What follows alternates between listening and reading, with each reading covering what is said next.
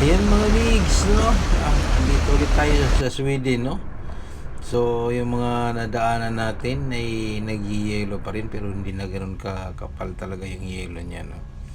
Pero yung lugar, ayan, no? Talagang nababalot pa ng yelo, no?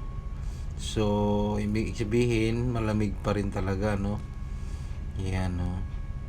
So, ayan, papunta tayo ng Stockholm ngayon, Sweden.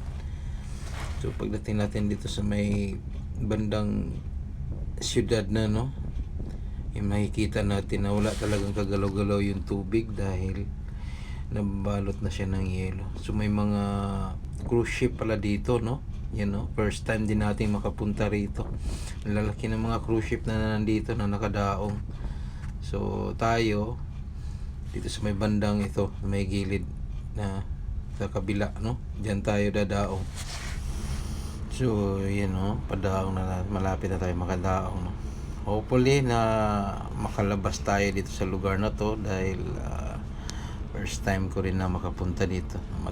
Makita natin yung syudad nila, no, kahit na winter time. Alright, abangan mga migs, no.